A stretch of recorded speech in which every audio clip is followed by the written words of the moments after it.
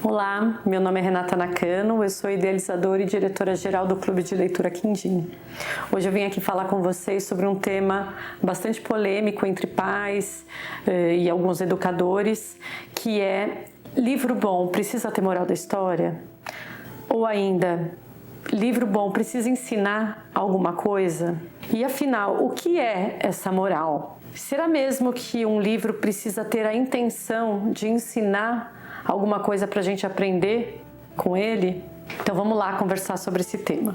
A literatura infantil, seja no Brasil ou no exterior, ela historicamente foi utilizada para reforçar determinados comportamentos.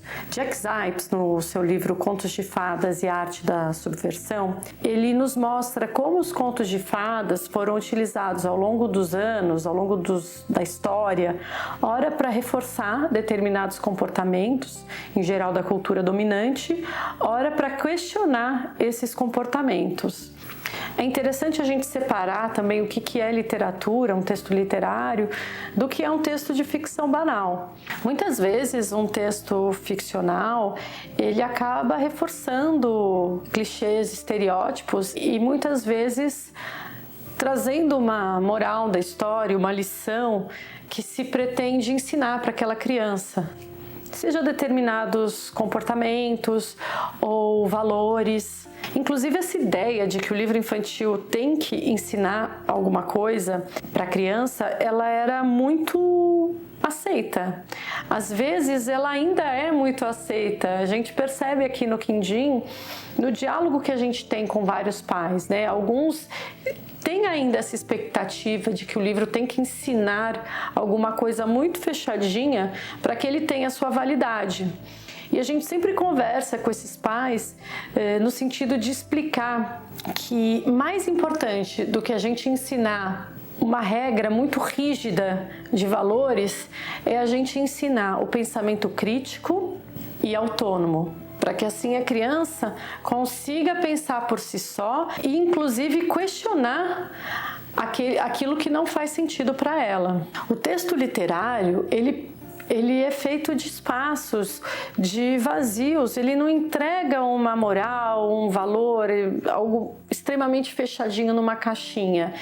E esses vazios, esses espaços que ele tem, são espaços em que o leitor preenche com a sua própria experiência e com a sua própria percepção. E com isso ele vai desenvolvendo uma interação com aquele texto que demanda um pensamento mais crítico, uma atuação real. Ele deixa de ser aquele que recebe de maneira passiva alguma informação, algum conhecimento, alguma lição, para ser aquele que interage, que dialoga, que conversa, que troca e constrói em diálogo com aquele texto a sua verdade, a sua percepção, a sua maneira de enxergar o mundo.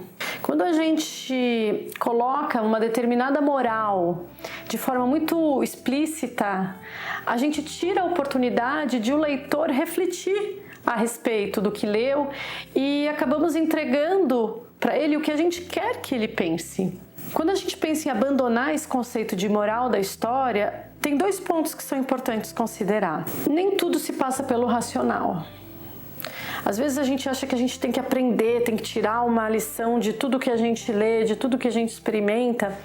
Só que esses aprendizados, eles não se passam somente no nível racional. Às vezes o aprendizado, ele se dá de uma maneira muito mais orgânica e tem muito mais relação com a conexão que você está fazendo com a sua família, por exemplo. Então, quando a sua mãe lê para você uma obra, você está se conectando com ela, você está desenvolvendo o afeto, você está desenvolvendo um relacionamento, a escuta da maneira como a voz se coloca na leitura, que é diferente da voz oral. Enfim, tem muitas outras dimensões acontecendo ali do que uma moral que aquele livro vai passar extremamente fechadinha e determinada. E mesmo quando a gente pensa em aspectos racionais, né, a gente vai aprender muitas coisas que às vezes não estão dentro, inclusive, da intencionalidade do autor. Quer dizer, a pessoa que escreveu o livro não tinha intenção de ensinar determinadas coisas que a gente acaba percebendo na leitura daquela obra. Por exemplo, quantas vezes você não aprendeu muito sobre um determinado momento histórico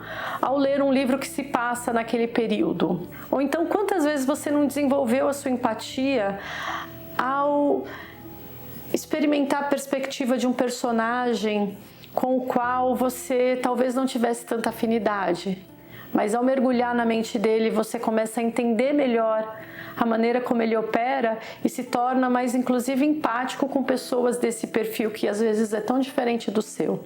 O livro não precisa ter essa intenção para ensinar. Por isso, aqui no Quindim, um livro bom, um livro literário, ele não precisa ter uma moral da história. A potência da literatura está muito mais na sua capacidade de permitir que a gente se coloque também naquela leitura, que a gente troque com aquele texto, que a gente interaja com aquele texto e aí sim desenvolvendo realmente um pensamento crítico e um pensamento autônomo, nos sensibilizando, permitindo as mais variadas interpretações.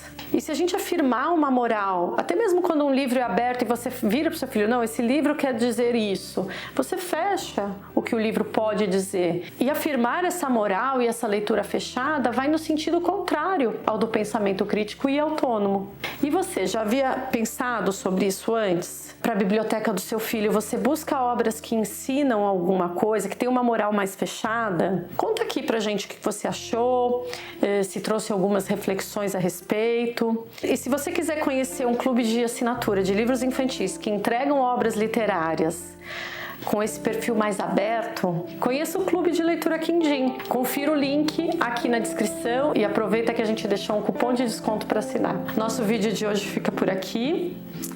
Até breve e até lá, boas leituras!